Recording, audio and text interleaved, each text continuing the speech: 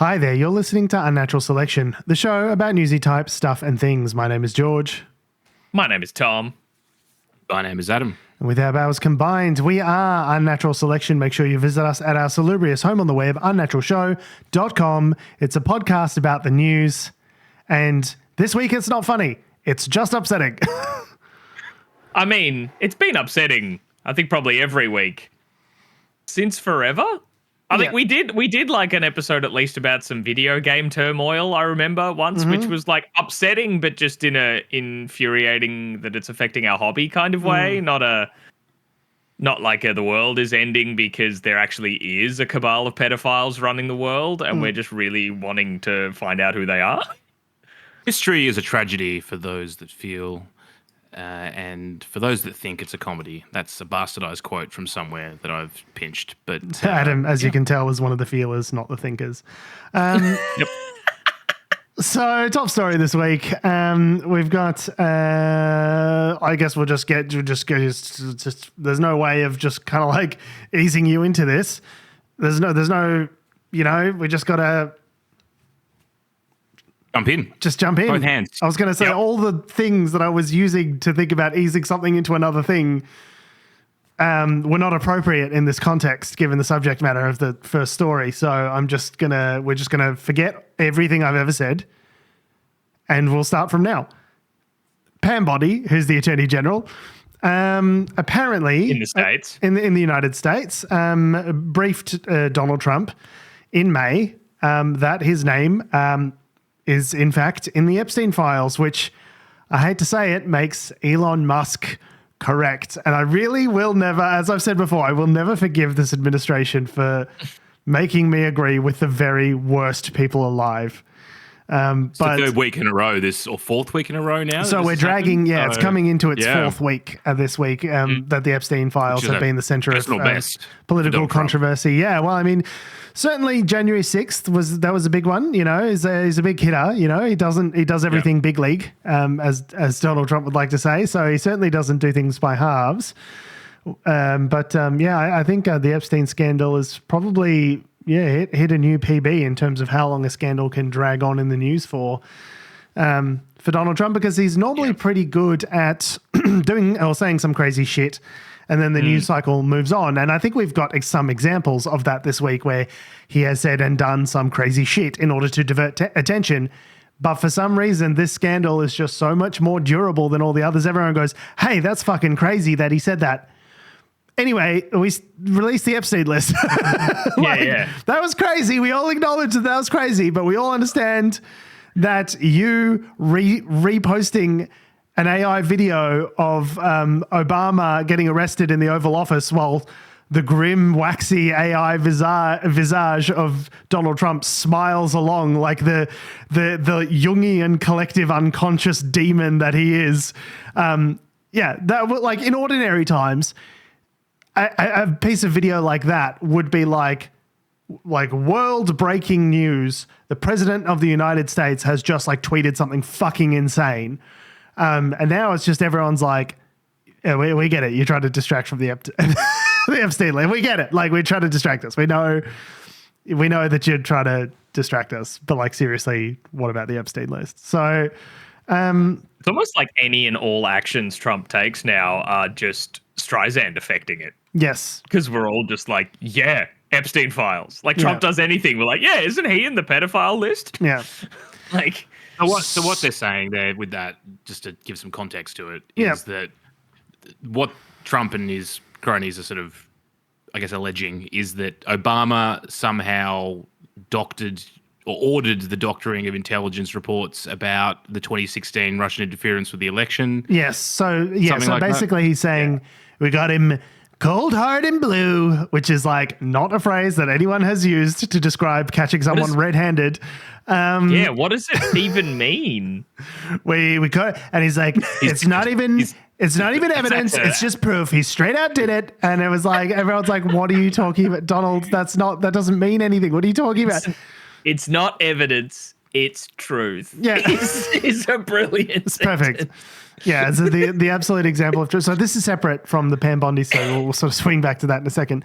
But yeah, essentially what Trump was saying is that they're trying to allege that Obama tried to, after the 2016 election, but before Trump was sworn in 2017, there's the lame duck period between the election and the swearing in, that Obama was trying to set up some sort of, trying to steer the intelligence committees that were investigating this to suggest that there was collusion in order to badly set Donald Trump up for his first presidency.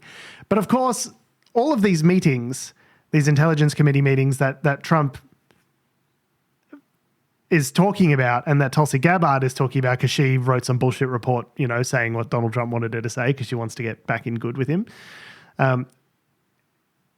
This is meetings that have been disclosed publicly. These are meetings that were talked about at the time. Obama staffer Ben Rhodes talked about on his podcast this week. He goes, I talked about these meetings in my published book that I published several years ago.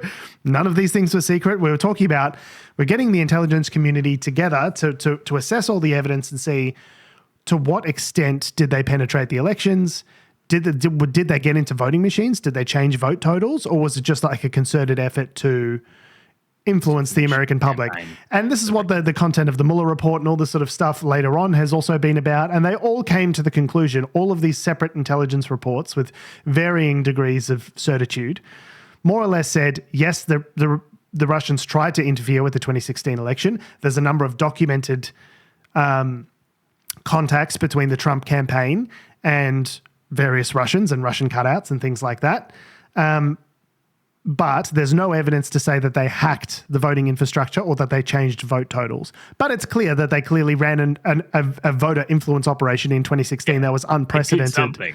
And as to whether that swayed the result of the election, obviously it's impossible to say. But they hacked the emails. They hacked the DNC. They hacked John Podesta's emails. They released them. They did Trump directed them to do it. There was a Trump meeting in Trump Tower famously where Don Jr. was speaking to a Russian cutout, someone who had ties with the Russian spy establishment and said, we can give you all this dirt on Hillary Clinton. And Don Jr. famously said, if it's what you say, we love it, or something like that was the quote. Yeah.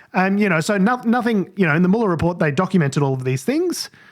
And they said, there's not enough evidence here to say that there was formal collusion between the Trump campaign and the Russian influence operation, but clearly there was a Russian influence operation happening and the Trump campaign benefited.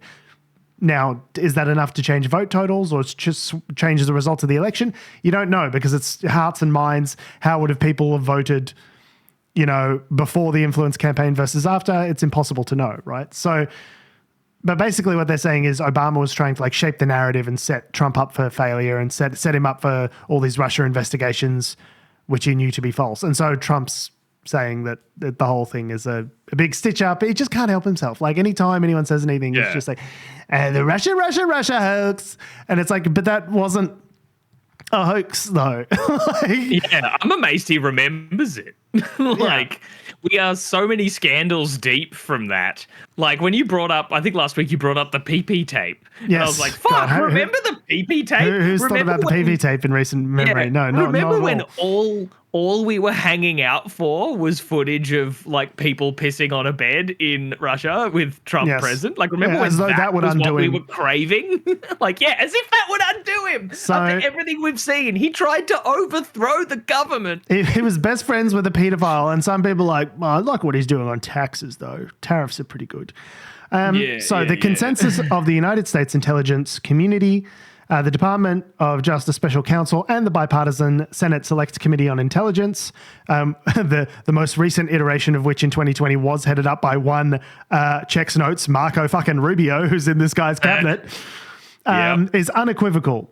Right? The consensus is unequivocal. The Russian government engaged in a hostile and unprecedented interference campaign in the 2016 US presidential election. This operation, described in the official report by Special Counsel Robert Mueller, was described as sweeping and systematic, and was not a rogue endeavor, but was authorized at the highest levels of the Kremlin. A declassified assessment from the Office of the Director of National Intelligence, which is Tulsi Gabbard's now, the position she has now, concluded with high confidence that Russian President Vladimir Putin personally, quote, ordered an influence campaign in 2016 aimed at the US presidential election. And the reason we know all of that is because apparently the US spy agencies had a high-level source in the Russian administration at the time who was feeding information back to the intelligence community saying, hey, some fucked up shit is going on here. They're trying to influence America's election. And it was only after that asset was exfiltrated that they were able to release this information publicly. So it wasn't Claire Danes from Homeland. It might have been Claire Danes from Homeland. You never know. I mean, she's in there. You know, she's been excommunicated from the intelligence community. She's gone rogue. Spoilers for the ending of Homeland, if anyone who doesn't know. So, I mean, that, you know, and obviously this goes on to document all of the timeline of the dozens of different contacts between Trump administration officials and Russian, you know, cutouts and like people who like quote unquote were Russian spies and definitely aren't anymore. You know how spies just retire. You know, it's just insane that Tulsi Gabbard's trying to hold water for Trump by making out like this is a credible thing when it's clearly not. Like that is very concerning to me that she's just like happy to say whatever fucking bullshit comes out of Trump's mouth in order to get in his good graces and then put like the DNI stamp of approval on it. That's fucking scary. Did she speak? Did she make the statement prior to Trump saying his crap and then also publishing the video? Like, what was it, chicken or the egg? Oh, I don't know the exact time. But I mean, both of the things happened this week. One, you know, presumably they got her to write the report, you know, to give Trump something that sounded credible to talk about. But I don't know if he said it first and then she released the report or vice versa. But clearly her report has been drafted for the express purposes of bolstering this narrative that Trump is trying to push, right? It's a coordinated effort. And there's PolitiFact article which goes through her claims one by one, which said, you know, essentially that she's lying. She's trying to say that the intelligence community did not have the assessment that Russia was trying to impact the election at the time. Obviously, that's false. They did have that assessment with a high degree of confidence. The other claim was that the assessment that Obama requested completely contradicted the assessments that had come previously. Again, not true, did not contradict earlier assessments. They came from various... At the time that she would have been a Democrat as well, which is hilarious. Yeah, I know, right? She's like, and I was part of the deep state then, and we definitely fucked you over personally. It's because we know, because there's different facets of the American intelligence community that have all reached their own assessments.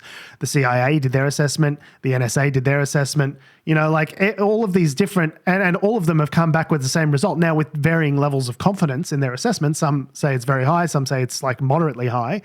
But all of the intelligence community has come back in unison saying, yeah, this probably happened. And Obama also didn't try and fabricate something after the fact to do in Donald Trump 3 terms from now. Like, of course not. That's ridiculous. So this is the first thing that they've done this week but there's been like several other things where they've done to try and distract the narrative. Yeah, this is one. This is just one. Play avoidance tactics. So the other thing that they were doing in Congress, because obviously there are various people trying to say now, well, actually, no, let's actually release the full set of the Epstein files to bubble this issue up. And now they're trying to avoid voting on it. Yeah, so Mike Johnson, the Speaker of the House, is sending the House home early in the face of this push to force the Epstein files vote. So... so this is from CBS News. That's a great look. That's a great look, isn't it? I know. This is the guy who like a week ago was saying like, oh yeah, let's release the files. And now he's like, let's not release the files because reasons. In fact, everyone go home early. Really? Government's shut down for today. Home. It's the summer.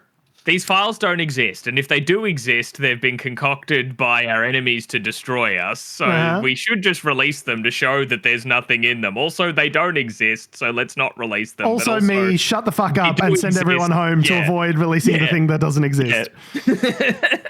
So the House will leave town early for its month-long summer break as members clash over the release of files related to child sex offender Jeffrey Epstein. The lower chamber was officially originally scheduled to be in session through Thursday, but votes were scrapped as Democrats and some Republicans, which is a key thing, pushed for a floor vote to force the release of the Epstein files. Lawmakers will now head home until September 2nd after votes on Wednesday afternoon. So they're home, they're out now, and they're not going to be back until September 2nd. I suppose the whole idea with doing this is that everyone's just going to forget between now and September. Everyone's going to have such a great summer. It's fucking, great spring break. By the time they'll forget, okay? These keggers at these frat parties, they're just so crazy. Everyone's going to forget about the Epstein files, okay? Don't worry about it. Just have a drink. Relax, guy. On Monday night, the Epstein controversy disrupted another White House Rules Committee meeting, the last hurdle for most legislation before it gets a floor vote, where Democrats threatened to make Republicans take more uncomfortable votes on Epstein-related amendments. The committee instead recessed for the remainder of the week, blocking the House from passing legislation with a simple majority. Do they get paid still for after pulling up stumps early? Do they get paid for those days that they absolutely to not work? Just in case you're wondering, the people who make the laws and pass the laws are the lawmakers, and the lawmakers get to decide how much the lawmakers get paid.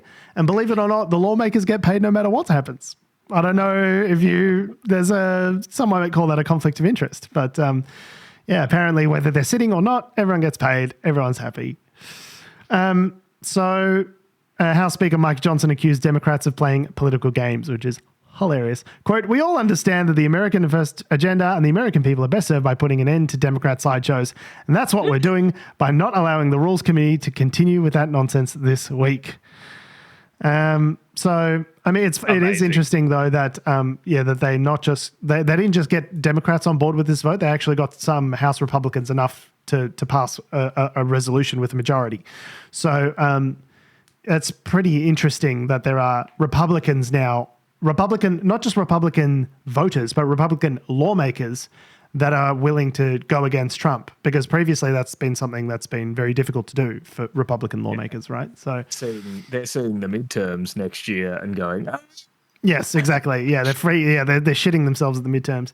Lauren, even people like Lauren Boebert, like people who are like Trump sycophants, are like, man, I came to Washington to release the Epstein files and give people hand jobs in theaters, and I'm all out of hand jobs in theaters, so let's fucking go. To have people like that turn against Trump is really quite something. So I'd be interested to see where it goes. Yeah, I don't think this is anywhere near over.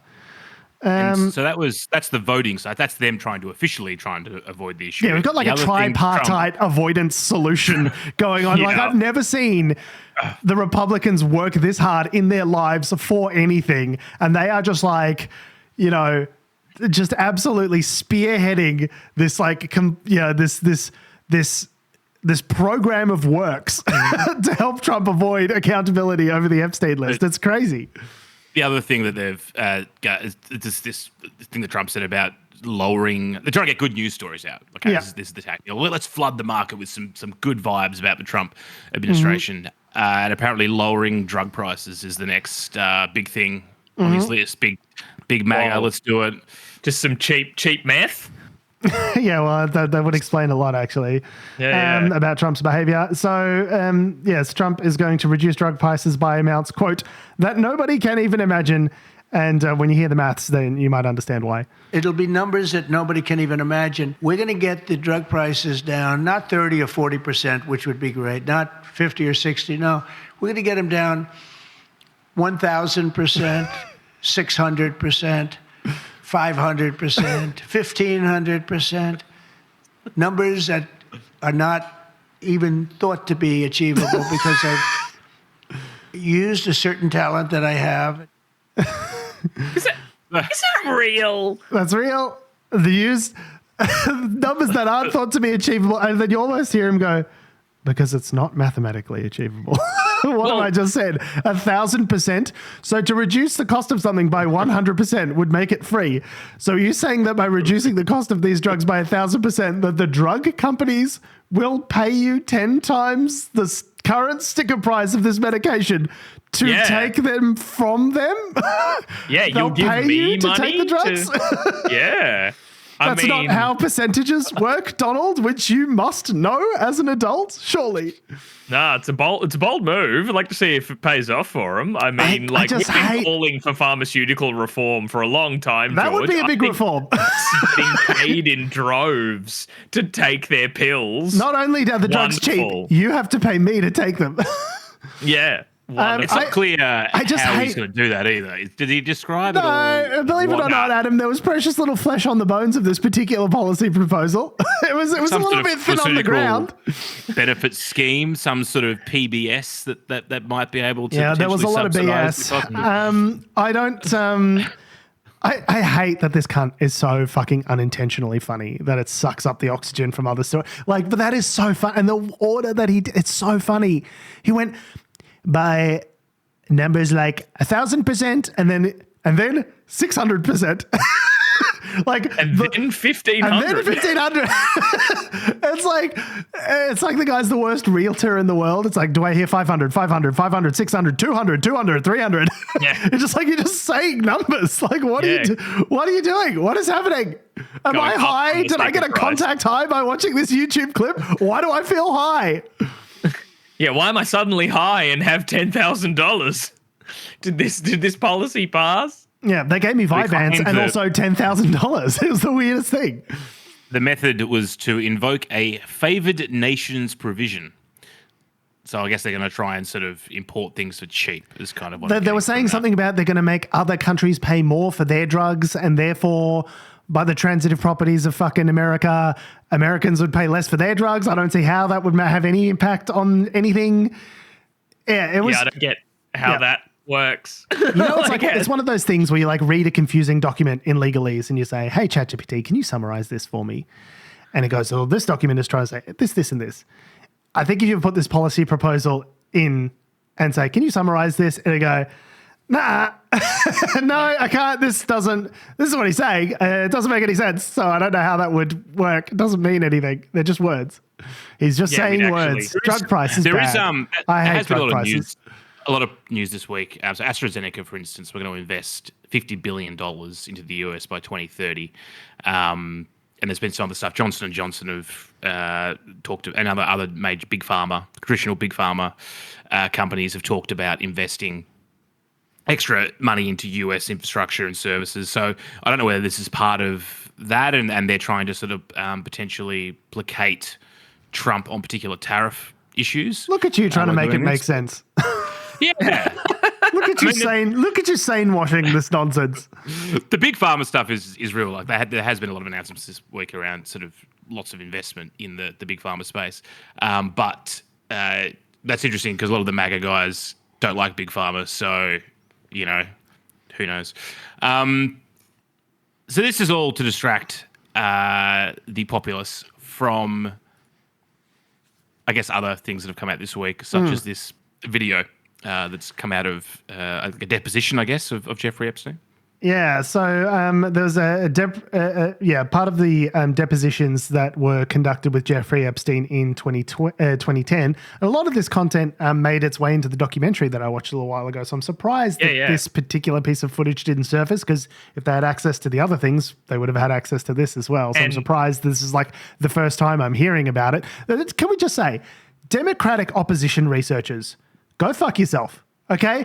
If you didn't find this, go fuck yourselves. What are you doing, Democratic opposition researchers, if you couldn't find the pedophilia adjacent stuff related to Donald Trump prior to the 2016 election? We've gone up against this guy 3 times and only just now is the pedophilia adjacent stuff bubbling up to the surface. What have you guys been doing? Well, I hate to conspiracy big brain it, but I imagine in the 2016 context, if they did come across this, it would have also opened the door to Bill Clinton's association with Jeffrey Epstein and Hillary Clinton probably. Is okay, but like 2020, 2024, they couldn't have used any of this shit against him? Like, right? Anyway, so here's a clip of, now that we've talked extensively about the clip without having played it, here's the clip, and then we'll talk about it some more. It's a clip of depositions from Jeffrey Epstein in 2010 when he's being asked questions about his personal relationship with Donald Trump. A personal relationship with Donald Trump? What do you mean by personal relationships? Have you socialized with him? Yes, sir. Yes? Yes, sir. Have you ever socialized with Donald Trump in the presence of females under the age of 18? Though I'd like to answer that question, at least today, I'm going to have to assert my 5th, 6th, and 14th Amendment rights, sir. Have you ever What are those amendments? What does that mean? So the Fifth Amendment is the right to avoid self-incrimination. You're not obliged to say something which might incriminate you. The Sixth Amendment, I'm not sure off the top of my head. The 14th Amendment is the right to not have unreasonable search and seizure, which I don't see how that applies. It's just throwing amendments at it. Second Amendment, fucking 19th Amendment. I love that women can vote. Like, just all the amendments. The Sixth Amendment provides important protections for criminal defendants in the United States, including the right to an attorney and a trial by jury. So yeah, that has no impact here whatsoever. Yeah. Okay. Yeah, you would just say, here's the thing though. If the answer was no, you could just say no. Like, I know that there's been extensive scholarship about how invoking the Fifth Amendment doesn't necessarily indicate one's guilt. But if the answer was no, you could just say no.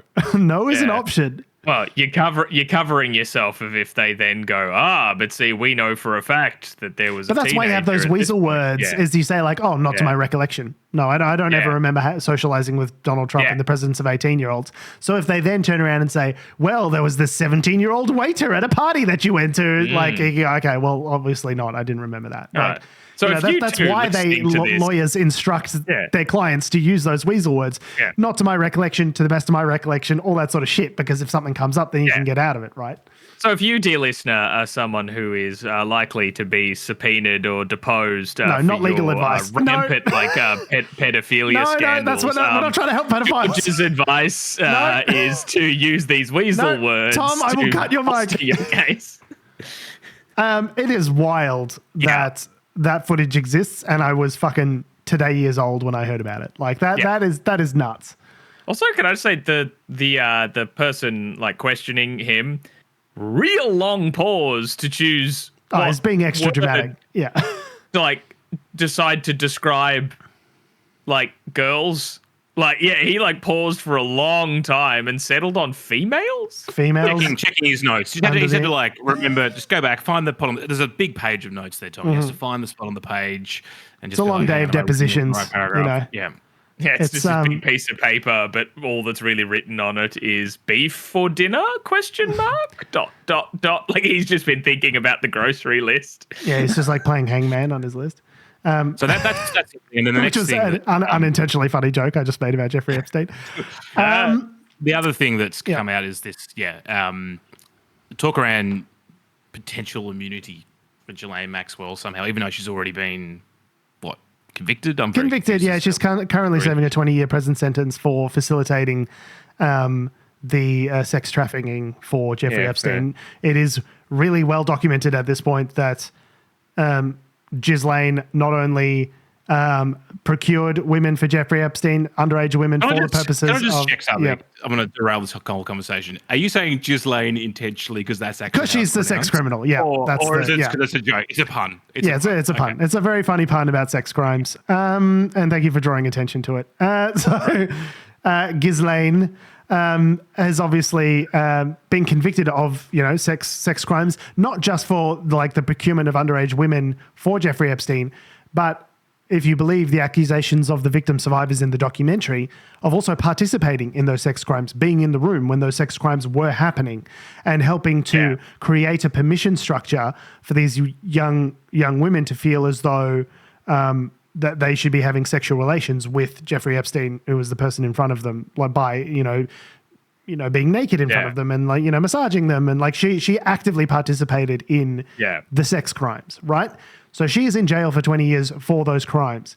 Now, for some reason, there's a lot of discussion with Ghislaine Maxwell's attorney, David Marcus, and Trump's Deputy Attorney General Todd Blanche have apparently been having lots of discussions back and forth. They talked to her for 2 days and they gave her some sort of like partial immunity for those 2 days for speaking with them.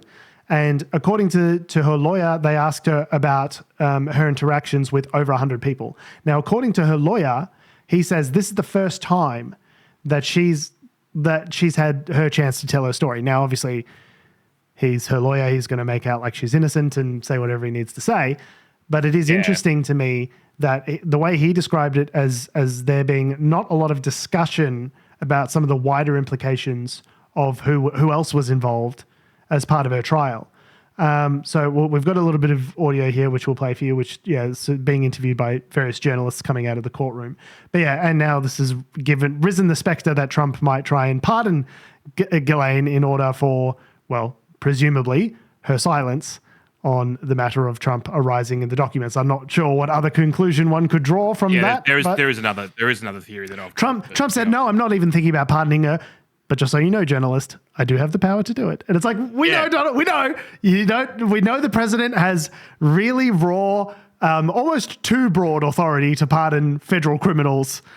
You don't need to remind us, especially when it comes in the context of just answering a question about Ghislaine Maxwell. Like, you can just keep that to yourself until you decide to issue a pardon or not.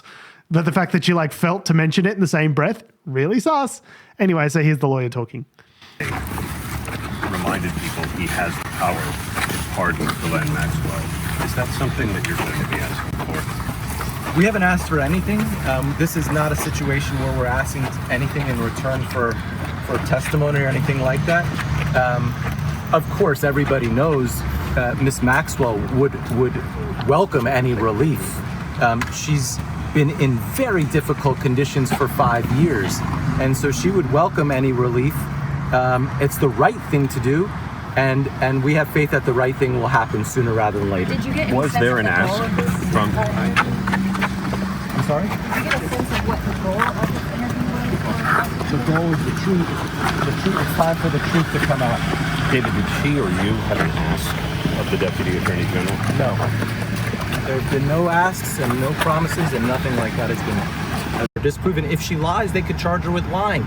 They did charge her with perjury. That was dropped. They did charge her with that. That was dropped. And, it's interesting, right? Because the Southern District of New York had a very specific view of the case and charged her in a way that we believe was disproven and wrong. And that's what one of our goals is now, is to try to show how they got it wrong. If she is seeking a pardon, how do you go about doing that now with a potential congressional testimony pending, with the Deputy Attorney General? We're going to take one day at a time. I know that's very cliche, but it's true because things are happening so quickly. We haven't spoken to the president or anybody about a pardon just yet. And listen, the president this morning said he had the power to do so. We hope he exercises that power in the right and just way. Thank you. That's all I have for now. Initially, I was like, oh, this is kind of a nothing statement from the lawyer. And then at the end there, he's like, and he hasn't promised anything, but he has the power and we hope he does the right thing. I was like, whoa, hang on. You're basically putting it out there that you're advocating for a pardon for your client. Like, whatever you guys have been discussing, they're like, yeah, bro, she'll shut the fuck up. She'll do whatever you want. Like, just give her a pardon, basically. He's broadcasting it to the media. I don't think it would be about shutting her up. I think... Well, with regard to any potential Trump involvement, presumably. I would suggest if I was gaming it out as a political analyzer or a publicist or something, I would be trying to get some sort of testimony from her to, one, placate the base.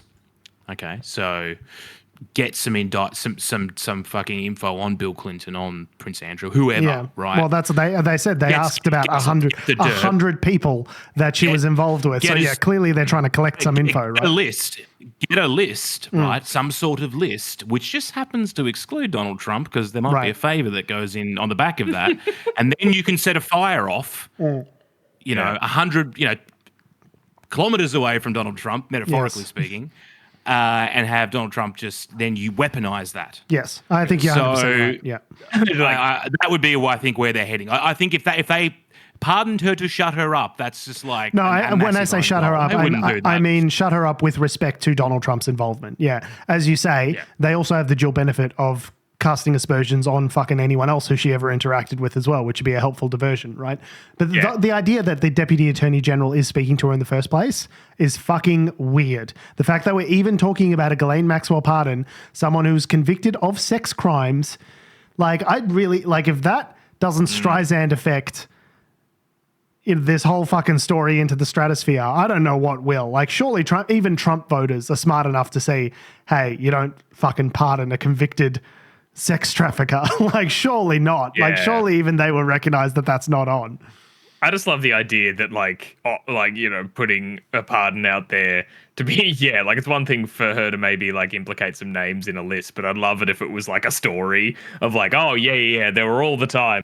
We were in the big evil mansion, and they were all like the young girls I'd trafficked, and Prince Andrew was there, and that sleazeball Bill Clinton was there, and Donald Trump walked in, super muscular and dressed as Superman, and he said, "This is wrong.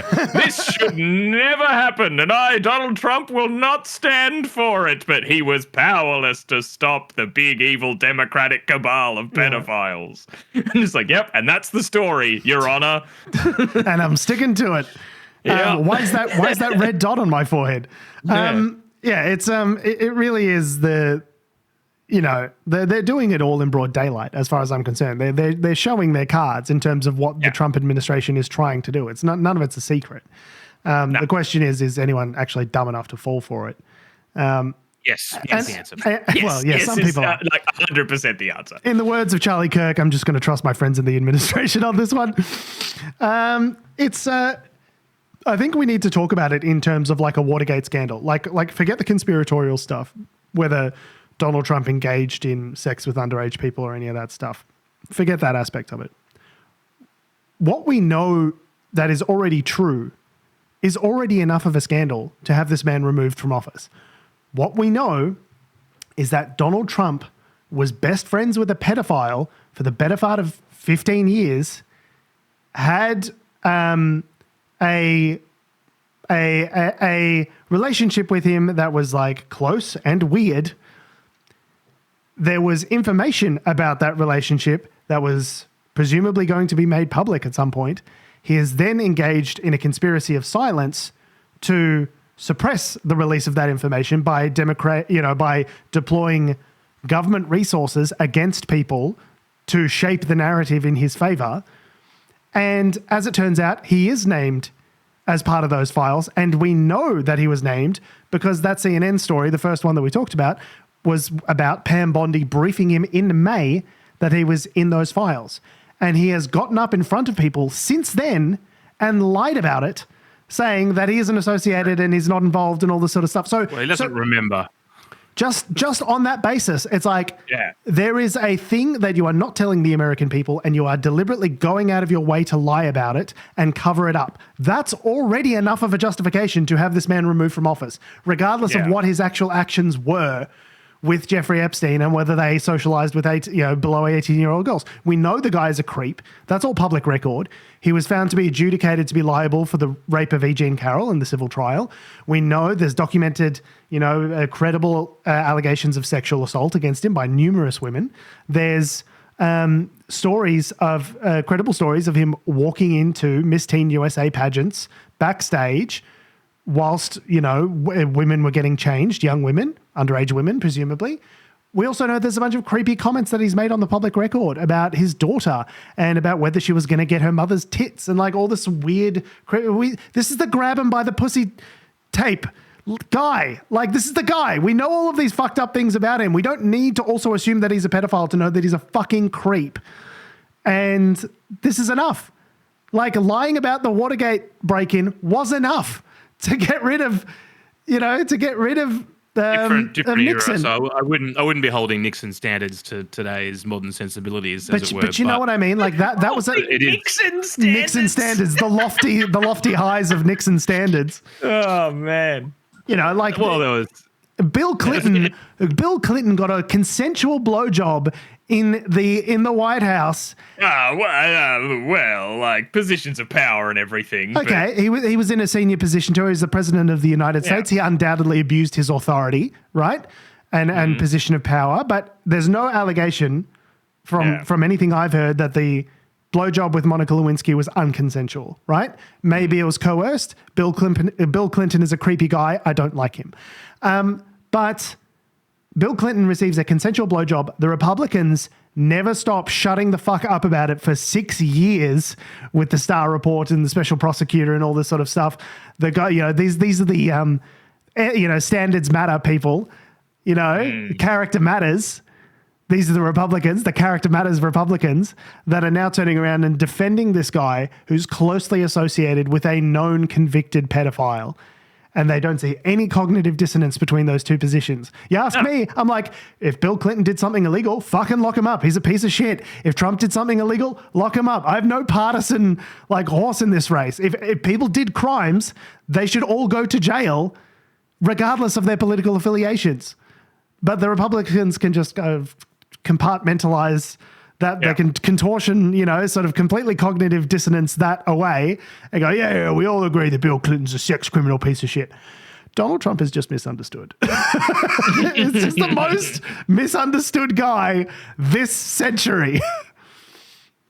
Anyway. You said you didn't want to spend 45 minutes talking about this. I want to talk about it. Well, last story, I want to move on. So, other thing that Donald Trump was quite happy about this week and tried to pivot as a good news story was that, and it's partly due to us in here in Australia, that Australia has ended, I guess, some of the last restrictions on importing United States beef into Australia. And when we say United States, we mean, I guess, all of the Americas, various other countries. Yeah. So basically, there's this sort of beef supply chain that they've got in the United States, which encompasses a bunch of North American states and some, Caribbean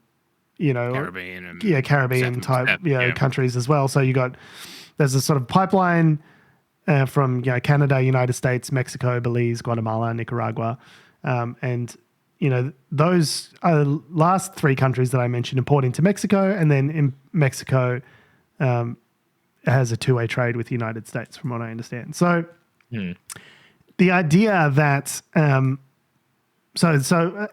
Agriculture Minister Julie Collins said on Thursday that a, quote, rigorous science and risk-based assessment, unquote, had concluded that US measures to monitor and control the movement of cattle meant biosecurity risks that Australia was previously concerned about were being effectively managed.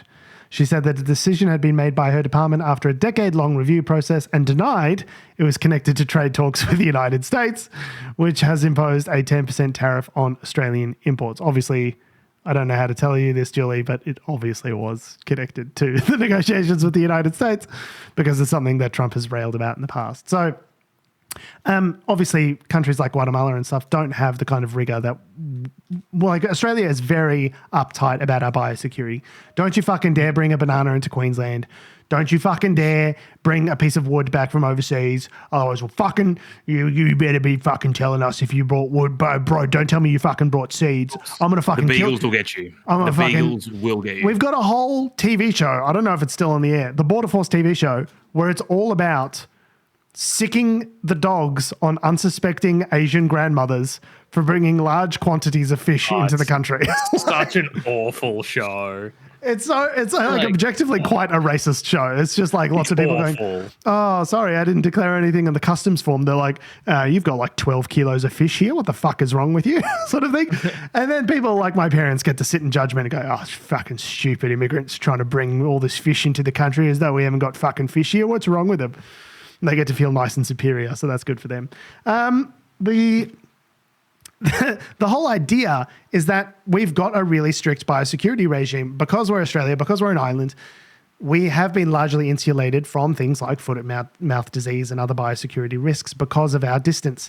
And so if we don't keep up this very strict biosecurity regime, we could, if we're not careful, introduce pathogens and things like that into our food supply, which obviously, considering agriculture and beef and farming is one of our chief exports, would be horrendous for the Australian economy. Catastrophic. Yeah, catastrophic. And now basically what they've said is American beef is fine. Don't worry about it. It's like, well, what about the bits in like Guatemala and Belize where they're not really tracking all of that stuff? And they're like, don't worry, we did some science. It's fine. Now it's fine. We decided now that it's makes Donald Trump happy. Now the science is fine with it. So. Yeah, I'd be interested to see what the actual import, because the concept is that the beef it's not live cattle exports. It's obviously either reared and slaughtered in the US or just imported and slaughtered in the US. So I'd be interested to see like what the actual cost differential is on American imported beef. I wouldn't have thought it's that much cheaper than it's not. It's actually more expensive in many respects. And I think if I were the Albanese administration, I'd be thinking, okay, well, the cost of importing, slaughtering it, getting it over here makes it comparatively expensive to Australian beef. Australian beef is some of the best quality beef in the world. Like when I lived in the United States, I refused to eat American meat because it was just shit. I would go to, and I was shopping at like a nice, like Whole Foods. I wasn't shopping at like a shitty supermarket. I found it really hard to get good produce in the United States. And I was in Seattle. I was not in some food desert, backwoods sort of backwater, right? I would get cheese from Ireland because it was the closest thing I had to like decent cheddar cheese. I would get meat. I would get Angus beef from Australia in the United States to have like a decent cut of meat because the beef that they served there was actual shit. So given that it's going to be much more expensive to bring that beef here, I think the Albanese administration is just kind of betting we're just not going to get that much of it because people aren't going to pay super high prices to get an inferior quality product all the way over here. So I think it's just kind of like, oh yeah, we'll open the doors. We'll make you happy. If this makes you happy, we'll open up the Australian market to you, Donald Trump. Aren't you glad? Meanwhile, actual American beef sales in Australia are likely to be fucking in the millions of dollars. It's a market that nobody wants because we create shitloads of beef, so much so that we export it, and it's all of the very highest quality. So it's like, I think it's just a move to appease the Trump administration that's really actually not going to get that much product imported to Australia. That's what I think. This makes me feel upset about the amount of beef wastage that's going to do, right? If we start importing in US beef and none of us want it because it's shit, but we're doing it just to placate him, what happens to all that beef? You would only import it if there's customers willing to buy it, right? Like it's you just, I mean, is there any ethical consumption under capitalism? We're getting into a bit of it. That's the thing. I think it's sort of like it's the levels at which that we like breed and kill and transport like beef is problematic already. Like, and I'm not a vegan or a vegetarian, but like even I can agree that like, hey, it's bad. We should eat less of it. We don't need it, but the fact is we make so much that we export it. So it's like, what is our percentage of consumption from American beef likely to be? I'm sure it's probably nil. It might mean the import of like American products that already have American beef in them, which weren't previously allowed, maybe some dog foods or something like that. American beef jerky or something. Yeah, something like that, where it's like there's American beef products in something already and we're now able to import that product, and maybe we buy that product in ways that we didn't before. I don't think you're going to go, oh, this is a fucking great Omaha steak or whatever from the United States. I just don't see that happening, right? So to the extent that it makes any difference, I don't know, but Donald Trump seems happy about it. Maybe we can get out of the tariffs. So that's a long-winded way of saying I think Anthony Albanese might have done a good thing. I hope it doesn't blow back on us. We'll see. Speaking of being happy, Paul Keating's quite happy because he no longer has to pay the tax office nearly $1 million. Tom, what's going on here? Why is Paul Keating, former Prime Minister of Australia, in a stoush with the ATO? Well, I don't know if you guys know this, but if, we've just passed the end of financial year. We're nearly to the end of July, so it's been tax time. And we all love filing our taxes. We want to get that little sweet, sweet tax return, just that little cash injection, need a new flat screen, whatever, if you're lucky, or maybe just pick up a new video game. But or if you're unlucky and you sold a bunch of shares, you're gonna have to dig deep. Yep, like I did this year, and pony up some capital gains. Pony up some capital gains. Exactly right. Yes. Yeah. So not my favorite tax time coming. George raises a great point in that also tax time can mean, there's just this bloody annoying times where sometimes the tax officer like says, oh, hey, the tax you've been paying this past year from your employer, it's not the right amount, apparently, and you owe us a little more, and they rub their fingers together. They do the tax gesture, the more money. But did you guys know? I only learned this week. There's this crazy new thing that you can do, which is you can just chat to them about it and be like, hey, what if I didn't give you that money though? And they go, yeah, all right, fair enough. You've invoked the nah clause. And we'll call it a day. Let's do that. Yeah. So what you've done is now. There's the tax button, and what you've done is you've hit the less tax button. So we'll let you pay less tax. Yeah, so, it's great. It's this amazing new feature that I don't think anyone's talking about, and we should all do it. So for those who, not tax advice. For those who don't know, not financial advice. Tom is referring to allowing lawyers to negotiate your tax debts with the ATO on your behalf. Yes. So this is a thing that rich people can do when they do.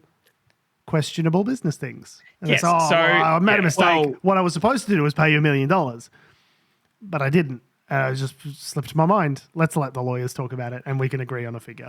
Yeah, and to be clear, it's not actually a thing that you're meant to be able to do. No, it's to be very clear, not a thing you're meant to be able to do. Sure, it's not in the rules. Yeah, there's not an official less tax button.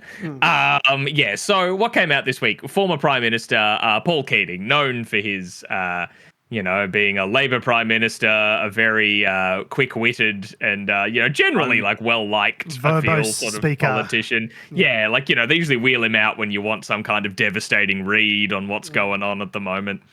Generally beloved kind of guy in lefty circles, right? And anti-submarine as well. An anti-submarine. Yeah. But it was reported this week that in 2015, the ATO just decided to write off just shy of $1 million worth of interest and penalty payments that were owed by a company that Paul Keating is one of the board members or owners for. Which isn't just did it not through the regular process of having to go to the federal courts and contest it and all that. Nope, they just decided, okay, we'll write that off. No worries. Just write it off. After several years of chasing it. Tom, it's a write-off. You just write it off. You just write it off. Yeah, and it's fine. That's it. That's so. The company Brenlex Pty Ltd. No idea what they do. But in 2012, the ATO issued them a bill, just saying hey, you haven't reported your profits correctly, and actually you should have paid this amount of tax. And there were 3 years of look, how about we don't though? Or we just plain forgot. And look, can we? And then we don't know what happened because just I guess lawyers talked about it. And then the ATO wrote it off in 2015. It's just insane. It's this is not the process. The regular person can't just hit up the ATO hotline and ask to not pay their taxes. Can you get fucking Jeff on the horn? Jeff? Jeff, the guy who runs the ATO? Yeah, just tell him that Paul Keating called. Just get him on the blower. You can negotiate, what am I trying to say? Extensions to payment deadlines and that kind that sort of stuff happens all the time. But what you're meant to do, if you want to dispute it, is you're meant to go to the federal court. Yeah, argue it in court. Yeah. Yep. And this didn't happen. And funnily enough, it's not the first time that this has happened with Paul Keating and a company that he is associated with. So this happened, 2015, they did the write-off. 2012 was when, the initial negotiations started. In 2010, there was an agreement with Mr. Keating to settle tax liabilities of more than $3 million for one of his other companies, Verena Pty Ltd. Whatever they do, what are these businesses that he's just involved in? Brenlex was, that's Lake Technology I'm thinking about. They were talking about sound systems and stuff. I'm not sure what Brenlex does though. Hell yeah. Yeah. Wall of sound. Rock up to a music festival. It's the Paul Keating sound experience. Every heavy metal gig you've been to, brought to you by. I'm gonna do you slowly. I want to do you slowly, Keating. Yeah. Skiddly diddly wow. Four Corners and Unnatural Selection does not suggest any wrongdoing by Mr. Keating or his advisors in seeking to have the debt cancelled. Yeah, have- no, like He just didn't know about it. I have a That's family. the excuse. I have a family. Please don't hurt me. yeah, like yeah. No, that's exactly right. It's like there's no, to my knowledge, there's nothing like untoward or illegal about anything like this. Like it's just that hardly seems fair. Like why can't I? Yeah. Have a chat with them, even with a lawyer. Like I don't know, like even like a little pleb like me, can't I just like maybe retain some counsel and then say, hey, I don't have to pay taxes? Like, it's just crazy. It does indicate that there is a kind of a two-tier system with regards to, the taxation system, right? Like if you're powerful enough and privileged enough, and if you've got you don't have a traditional job, you own a company, then the way you structure your assets and the way you have, you show your income and the way you structure things has a really big effect on how much effective tax you actually pay. And obviously, if you're a person who works a salary, you just get charged whatever the income tax rate is. There's not really much you can do about it. There's some deductions you can take for your work, and that's about it. So it's more just about how broken our tax system is. Like the whole accountancy profession more or less exists to help Paul Keating and people like him that are wealthy and powerful and have businesses avoid paying the amount of tax little tax that they would otherwise pay. And to be be clear, it's not so much about the tax in this issue. It's about the penalties that were and the preferential treatment. Yeah.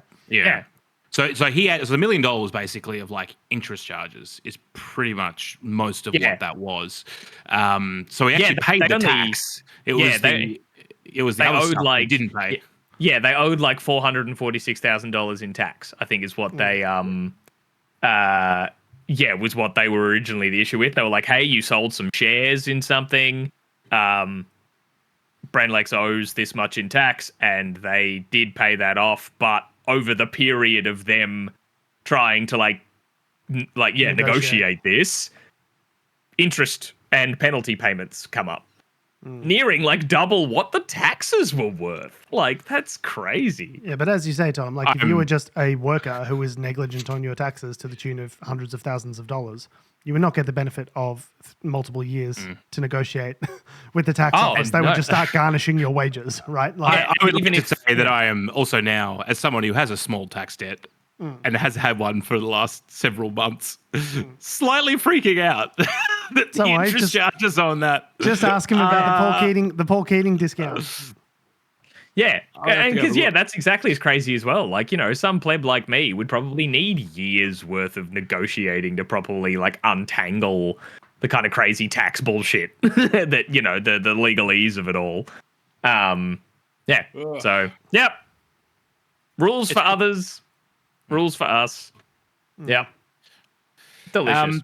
But don't worry, we're all going to suffer from the environmental collapse that is coming. And the latest example of that is the algal bloom that has appeared and has continued to be appearing off the South Australian coast. So you may not be aware, but basically there is a big fucking algal bloom off the coast of South Australia. How big? Like hundreds of kilometres big. Wow. As in algal being referring to algae, I assume? Yeah. Algal bloom. Yeah, algal bloom is a hell of a drag name. There you go, copyright. So basically this has been an issue really since 2024, and it's gotten pretty bad over the last few months. So what happened was there was a large dump of nutrients from the Murray-Darling Basin, so flood water basically that ran down the basin. Barnaby Joyce strikes again. Deposited into the sort of the South Australian coast, and then a few things happened to combine to the current situation we're in. In 2023, 2024, there was a cold upswelling of water, which brought that nutrient-rich water, so all the nutrients and silt and stuff that got washed out to sea, all that water that was brought up from the bottom to the top of the sea. And then in September of last year, a marine heat wave began, which saw temperatures 2.5 degrees Celsius above normal. Oh, good. And that has continued for the last several months. What that means is lots of nutrients, lots of warm water and sunlight means So the algae can get their freak on. They get their freak on. That's what causes bacterial growth. So what does that actually look like in practice? Well, that means normally algae are like microscopic. Like you said, a single algae, you need to look at it through a microscope to see it. But if you've got them in large quantities, they will appear with things like, as George has shown here on the video, beach foam, or if you're swimming through the water, like a sort of reddish tinge to the water quality. Yeah, me saying the algae are getting their freak on, and then George accompanying that with what looks like just splattered cum everywhere, just gallons of jism all over the beach. Oh boy. And what's happening now is this has been persisting for several months. Is people have started getting sick, so people have been swimming at various beaches. Oh, this isn't good for you. Earlier this year. No, turns out swimming. Well, how come? Swimming through the foam jizz isn't actually the jizzy foam wasn't good for you. That's crazy. Does my skin make my skin look amazing though? Yeah, give you a nice rash. I do get bronchitis, but I look like I'm glowing. Yeah. If I scratch the rash enough, that's like exfoliating, right? So you'll just have glowing, youthful skin. 10 years from now, you're going to pay for this treatment in a South Korean skincare clinic. And so what that means is that people are getting sick with rashes. They're getting flu-like symptoms. It just doesn't kill anyone, but there are health impacts. So they're telling people not to swim at various South Australian beaches. How triggering the phrase "flu-like symptoms" is to me now after the COVID-19 pandemic. Was not prepared for that. There was a hard skip to beat there. I was just like, oh fuck. It's all right. You'll be fine, George. Just don't go and swim at any South Australian beaches. The other thing, and this is the significant part of this, right, is that it is toxic to marine life. So what happens is the algae gets into fish's gills and effectively destroys their gills, which means that they drown. Just water, comes up their lungs. Just really gunks up the whole situation. But what they're saying is that in terms of the amount of marine life that is probably going to die or has died, is going to be the equivalent of, if not greater than, the 2019 bushfires in Victoria, right? So primarily because the bushfires were on land and fish are in the sea. So yes, but talk about billions of various species of marine life. I am trying to make this funny and it's not funny, palatable. George. I'm trying to make jokes, Adam. I'm trying to make cars while the world burns. Yep. But of course, if you can still eat fish. If the fish is caught, off the coast, you can still go and it's just eat any cooked fish. That's fine. How have we fucked the planet so hard that I didn't think it could get any worse. Things are heating up and stuff are catching on so fire. Hard that the beaches are covered in cum. I was thinking, fuck the planet so hard that fish are drowning. Yeah. Fish drowning. Yeah, it's not good. And the best doesn't make any is, sense. There's literally nothing we can do about it. Cool. It's literally one of those ones where we just sit there and go, hope it gets better. Yeah, that's our bad. We'll monitor the situation closely. Man, historians in the future are going to be real pissed at us, hey? Yeah. They were hoping that maybe some of the cold fronts over winter would sort of move the algae along, or that there might be heaps of plankton that might come in and start eating all the algae, but this is presumably really made worse by climate change, I'm assuming. Worse. I mean, that's why the water's warm, right? There's a 2.5 degree. Yeah, it was the ocean temperature that allowed them to cultivate, right? Yeah, because of course the Murray-Darling Basin dumps shitloads of silt and nutrients into the ocean every year. Forever. So it's the ocean temperatures that are the issue here, right? Great. So, cool, great. That's happening. It will continue to happen, and you'll continue to hear more about it. Don't clock off to this issue. Just remember that global warming is real. Speaking of also being real, Thailand and Cambodia are ready to go to war. Are you? Why are you upsetting me like this? Have I upset you? Have I offended you in some way? We just did 45 minutes of Trump and that's Ghislaine Maxwell. It's terrible. And I'm saddened by it. It's terrible. He's a terrible person. He was friends with a pedophile, sex trafficking. It's all very bad. But he makes you laugh. He really does. You can't say that about the Cambodia-Thailand regional conflict. No, I'm here for it. You talked about pedophiles for too long, and Adam is like, I will have revenge. I will have my revenge. Because this stuff is also important. Like, I think, the United States is the bastion of, well, meant to be the bastion of democracy, but the center of the world universe to Western society. And the collapse of that is probably significant, but I'm sick of hearing about it. So let's talk about some other shit. Yeah. So it turns out the Thai-Cambodia border was written up by a bunch of French people in 1907.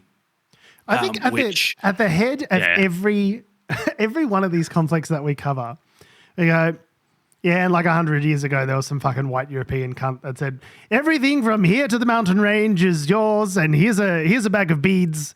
I don't care what the ethnic groups are. Like, it's just like, as everything from here to the horizon is ours, and we'll split the mountain range in half. And what's a Shia? Like, it's that sort of thing. It's just like some prick just carving Africa into neat straight lines. Like, yeah. Oh, you were here first? Oh, well, we've already printed all the maps. That's a shame because we've got all the guns. So yeah, like our cartographer's already clocked off for the summer. Yeah, off you fuck. That's all right. This is ours now. So off you pop. That's the border. Bye. And it was all, it all used to be like French Indochina and stuff, right? So, when they drew this line, they sort of drew the border on a funny side of this temple that's been around for 1,000 years called I'm going to mispronounce it, so here we go. Priya Via. Here we go. We'll I don't know. No, it's not correct. Not knowing how it is pronounced, I can't say with certainty that that's not how it's pronounced, but I'm pretty sure that's not how it's pronounced. Quickly. It's a fucking old temple. It's a 1,000-year-old temple, right? And so they drew that on the Cambodian side. So that's kind of the sticking point here. So this area of border, which isn't very huge. I mean, the actual border itself is like 800 kilometers long, but we're talking about like a relatively small section of the border. So it's not like every part of the border is ready to go. It's like a Kashmir kind of thing with Pakistan, where they're very focused on a very specific area. point. Yeah. Now, Cambodia, to their credit, have gone to the United Nations several times and said, is this ours? And the United Nations has gone, yes. And then Thailand got a bit funny back in the like a decade or two ago, and then so Cambodia went back to them and we're like, just checking, are you guys still cool with this temple, this area being ours? We were the Khmer Rouge, right? Like, we know how to fuck things up if we really want to. Are you sure you want to be fucking with us on this, right? Yeah, it's like, are you sure this is ours? Can we have it in writing? And the International Court of Justice was like, they've ruled it initially in 1962. 2011, they went back to them. In 2013, after 2 years of thinking about it, the International Court of Justice went, no, it's definitely yours. Despite all that, over the last 5-10 years, things have been ratcheting up. So I think it was last year, there was a border skirmish where I think one soldier was killed. And so what's happened, and there's been a gradual sort of build up, dissolving of relations that's been getting worse and worse, and a build up of military forces. Now,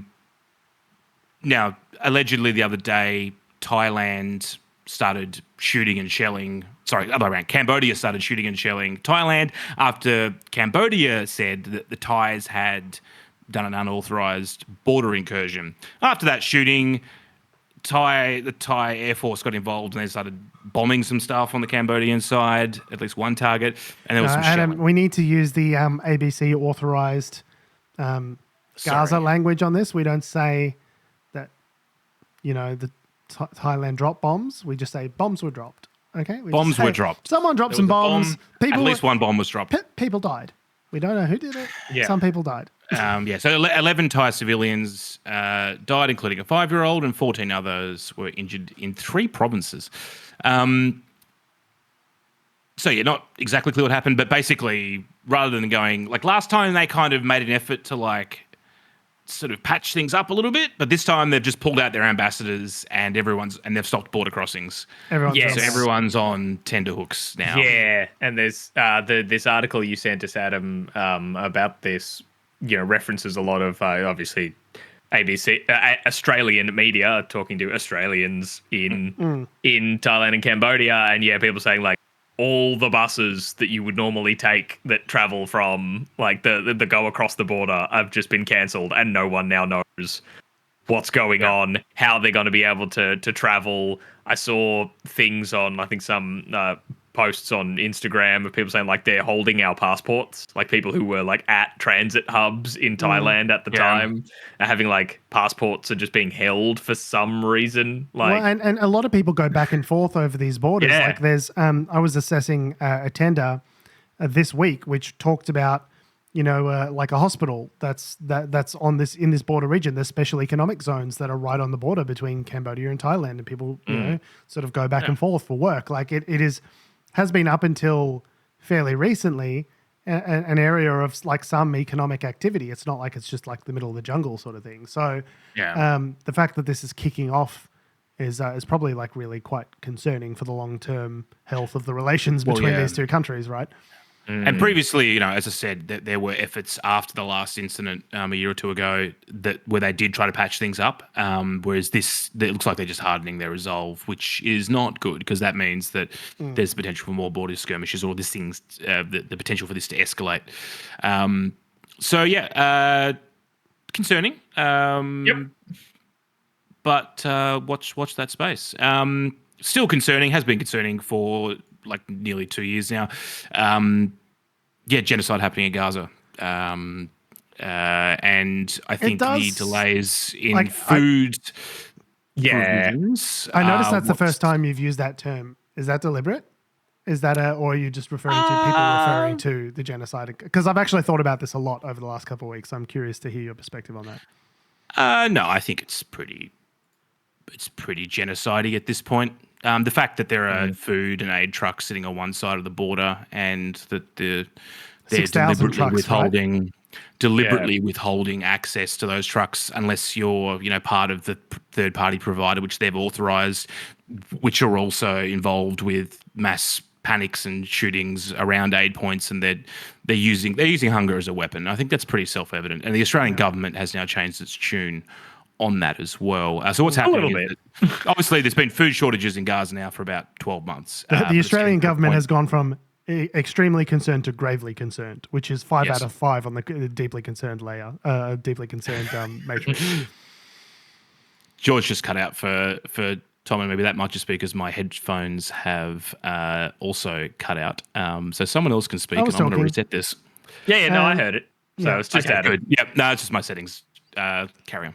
So there's, I do think, obviously, as we've talked about before, genocide is a term of art and, came out of the 1948 Genocide Convention and things like that. But I did some research this week because we've talked about it a lot, and obviously you do hear people on both sides of that argument, people saying it is a genocide, people saying, on the Israeli side that it's not Hamas propaganda or whatever. Yeah.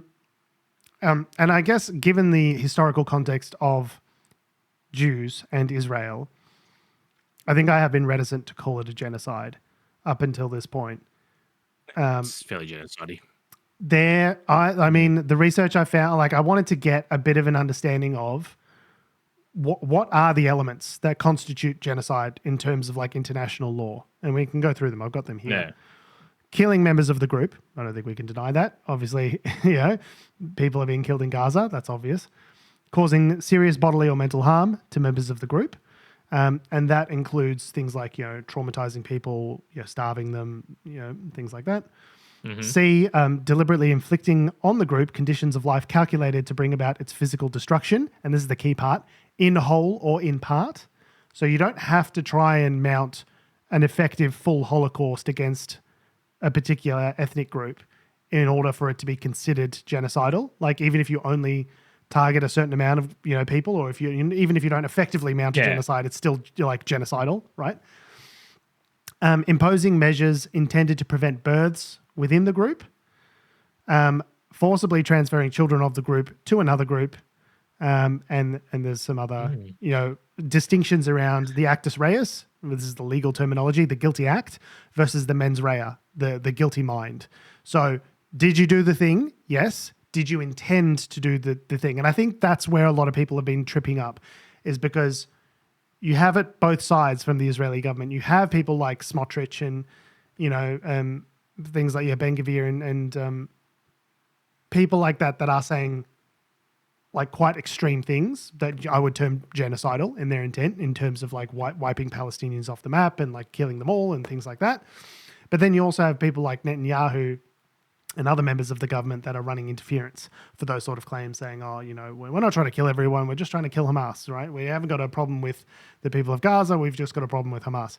So I think for some people, they're like, okay, well, they're not like openly united as a government in their genocidal rhetoric, and you could find an extremist somewhere that would say something genocidal. That doesn't mean the whole government is genocidal. But I think what we're seeing, as you say, Adam, with the convoys, with aid being restricted, with basically all-out famine being precipitated right now in Gaza as a result of the actions of the Israeli government, I think I feel comfortable at this point saying, if it's not a genocide, they certainly have a lot of genocidal intent, right? A lot of war crimes happening. War crimes, crimes against humanity. We know for sure that this shit is happening. I saw there was a photo shoot with a mother from Gaza holding her young toddler who was emaciated, skeletal, on the verge of death. We know children are dying of starvation in the dozens now. That's happening now because of the aid that they are not allowing to flow into Gaza. And we know that Israel is not allowing the flow of aid into Gaza because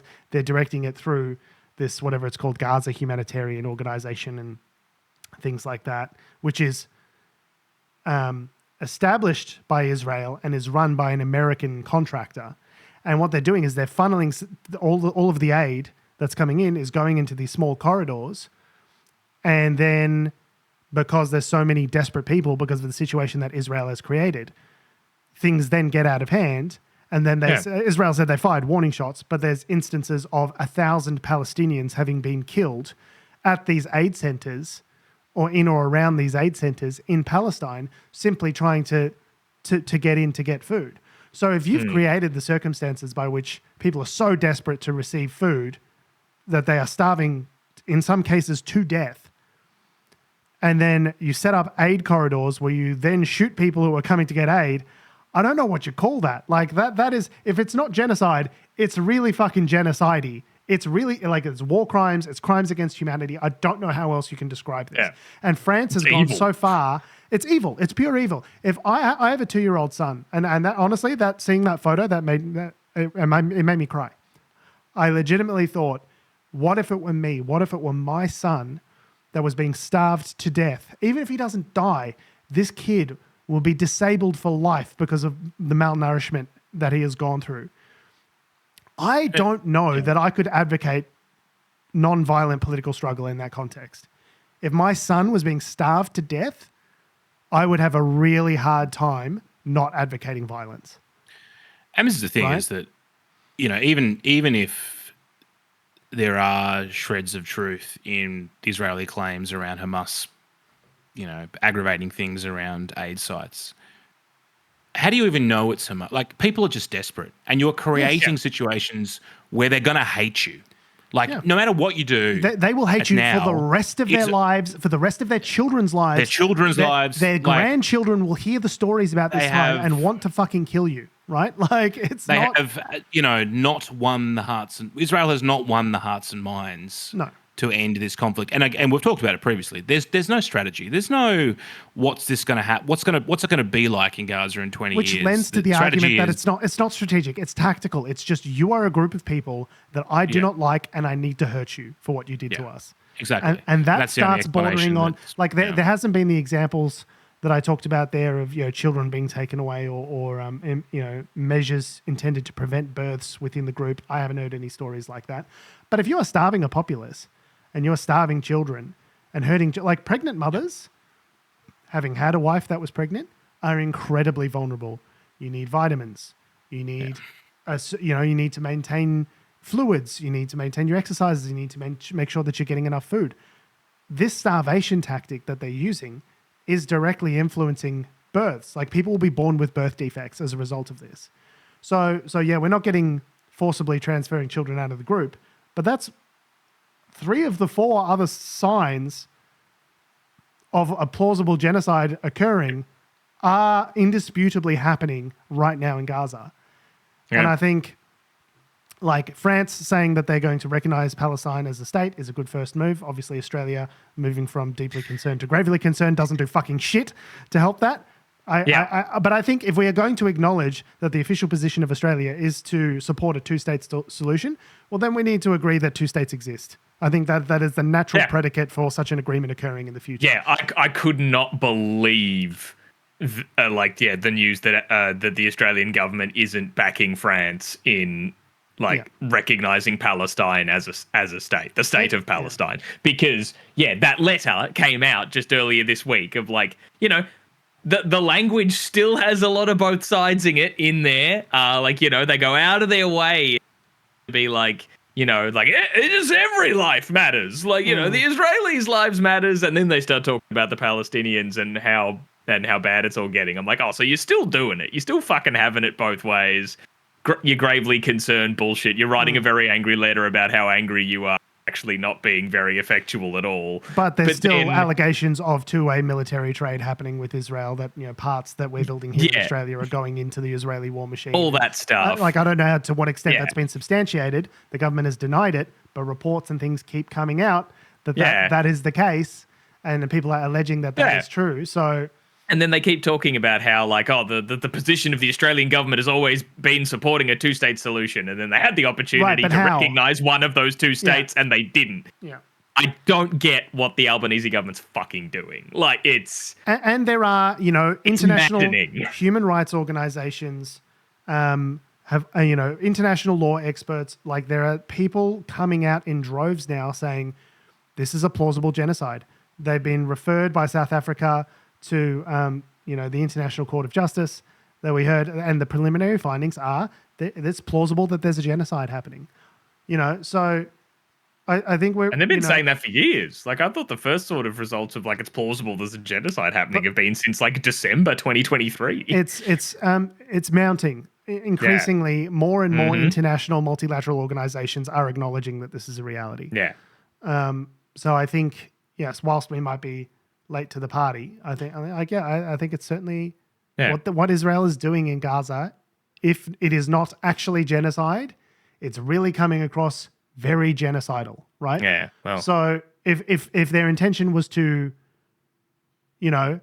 stop aid flowing to Hamas, or stop this whole argument about restricting aid and blockading Gaza has been all about the ability of Hamas to commandeer that aid and then they're trying to conduct siege warfare, right? But it's a siege, which is a crime against humanity. Right? Exactly. That's you can't do collective punishment against a civilian population for something a military group within that population is doing. It's not a medieval castle. It's a fucking area the size greater than Melbourne, right? And the reason that we have those wars against those international laws against collective punishment is because we had in our history, in European history, there have been examples of sieges where cities or areas or populaces have been blockaded and exterminated, eradicated, or severely malnourished to the point which they had to surrender. That is an inhumane thing to do. We as a international community have recognized that is not an acceptable way of conducting ourselves on the international stage in the year 2025 of our Lord Jesus Christ. So the idea that they can go, oh, well, it's because Hamas gets their hands on AIDS and sells it, and that's how they're making they're sort of continuing to fund their operations. Well, that's a facile argument. I'm sorry. There's an easy way to make sure that Hamas does not have that kind of leverage over its populace, and that is to flood the zone with as much aid as possible so that the value of it goes to fucking nothing. Right? There's an easy way, a supply-demand fucking neoliberal solution to this problem, private partnership, private-public partnership is just put so much food into the region that it becomes worthless. They can't sell food in order to continue their operations because everyone's fed, right? But they're not going to do that because the point isn't that. The point is to punish the people, punish the populace. They can't do that, George. That's socialism. Yeah. So, I've been increasingly sort of... getting fucking radicalized by what I'm seeing online. And maybe I'm late to the party, but we've been saying for a long time it's unacceptable. I think we're getting to the stage now, or at least I am, where I'm saying the government needs our government, every government, Every citizen of every sane country needs to be pressuring their government to pressure the Israeli government to stop doing this. And we've seen some reports overnight that, they're going to be letting more aid in. And that's why, because they've been pressured, not because out of the goodness of their heart. So was it correct that they were restricting aid or they weren't restricting aid? Because now all of a sudden, a lot more aid can start flowing in. So they weren't restricting aid, or they were like, which one was the lie? Because they can't both be true, that they weren't restricting aid, but now they're allowing more aid in. There's documentaries from Vice where they show Israeli citizens at the border protesting and using their bodies to prevent aid trucks from entering into Gaza, right? Yeah. This is documented, right? So it's not as though you just go, oh, yeah, well, we got to make sure that the aid gets in safely and we just got to really fucking check the trucks really super duper. Like, all of a sudden, when they get a shitload of pressure from a lot of the international community and France recognizes Palestine as a state, all of a sudden, more aid can start flowing through. Some stuff happens. So we can see that pressure works to some degree against the Israelis. And what we really need, ideally, is the United States, who's really holding a lot of the cards here with regards to the aid, the military aid that it's providing Israel. Yeah, but good luck. To pick up the phone and say, you guys need to pull your fucking heads in with regard to this conflict. But as you say, good luck with that. So good luck with that. Something I listened to recently. Sorry, I know we've gone on a long one. But something I listened to recently that I found interesting that I didn't was some historical context that I wasn't aware of. I listened to the 4-part episode of Behind the Bastards about Adolf Eichmann. I haven't heard that yet. I've got that up next. It's very good. Who the host Robert Evans refers to as Mr. Holocaust himself, as him being like one of the administrative architects of the Holocaust in the Second World War. It's a very harrowing listen. Like, if you've got the stomach for it, I would highly recommend, because it's sort of an aspect and documentation of the Holocaust that from a different perspective that was very illuminating. But a part that I found interesting, not to spoil the end for you, George, but it's history. You can't. Did everything work out fucking great? Everything worked out great. But Eichmann was one of the Nazis who fled to Argentina. And when he was eventually found, his trial happened in Israel. So the last part of it kind of goes into like what that was like, and sort of how, like, rather than all the stuff that happened in The Hague and Nuremberg trials, and like the Nuremberg trials and stuff, this was more like going through in the trial in Israel. And something of the sentiment that was happening in the state of Israel at that time was that, like, because there's always so much talked about that, it's like, how could the Jewish state be inflicting something like this upon a people when, there's so much in their shared trauma of the Holocaust? The attitudes from, like, the Israeli state at the time were like, well, those European Jews were weak. What, you didn't fight back? You didn't just walk, a sense of walked into the gas chambers? Like, we would have fought. Like, and I was like, wow. Like, it was just really illuminating. Some of the quotes that he has sort of out of there, that, like, there was this whole attitude that's like, the European Jews kind of laid down and took it. We Israeli Jews will fucking stand up and fight. It created it explains a lot. A siege, it created a lot of the siege mentality that I think you're talking about there that governs the state of Israel today. This refrain of never again has always been about, at least to my ears, as about, having an awareness as a citizen of the world and fighting fascism, about genocide, about fascism, and fighting it and making sure that it never happens, that it never takes root anywhere again. But I think, depending on who you are and the trauma, the intergenerational trauma that you've experienced potentially as a Jew from the Holocaust, I have to imagine that for some people that means never again means never again at any cost, and we will do whatever we have to do to defend ourselves. And that ends up creating that same kind of all or nothing dynamic, which ironically is the same kind of black and white thinking that initiated fascism and the Holocaust in the first place, right? Yeah, you end up with the horseshoe sort of thing, right, where it comes back around 180. Yeah. Now, my opinion on this is that the only way to really resolve this is that there needs to be not necessarily, or external pressure is good, but I think the change needs to happen internally in Israel. And what I mean is a change of government. Now, the next elections for Israel are not scheduled until, I think, October 2026. However, this week, two of the far right or the orthodox parties, maybe not far right, but the orthodox parties, that make up the Netanyahu coalition have withdrawn due to the bill around orthodox people serving in the military. So now, that's been a big dispute. So now, traditionally, Orthodox Jews have been excluded from compulsory military service because of their, special standing. So now Netanyahu has a minority government in this last week, unless he's able to swing some crossbenchers, that kind of thing. I don't know the exact makeup. It's the Israeli parliament, by the way. We freak out here in Australia. Yeah. We talked about Tasmania last week, and we're like, there's like three parties. What are they going to do? The Israeli parliament. The Knesset is something else. It's crazy. Yeah. So what that means is if Netanyahu then has to go to an early election, what's his likelihood of being able to swing another get back in himself with enough members of his own party to hold the centre, as well as being able to spin coalitions around to have another government. Now, this particular piece from the conversation, which I've just Googled because I'm doing my research beforehand, is that would be a tall order because you're talking about spinning you have to spin a narrative of victory, right? Like we've returned the hostages, we've beaten Hamas, and we've delivered regional security. Now, which I guess you could argue, none of those things is true. I mean, you could argue maybe they've sort of beat Iran, maybe, so maybe there's a bit of regional security, but definitely with the Hamas and the hostage thing, that's still ongoing and it's a shit fight. There's still 50 hostages unaccounted for, half of whom are expected to be dead at this point. So if they do go to an election, I wonder how much, whether it'll be like a swing where they go back to maybe the left, or whether it'll be just further fracturing of the individual sort of voter blocks, which you actually end up with a harder political situation in Israel where there's just more little minor. So from what I understand, from a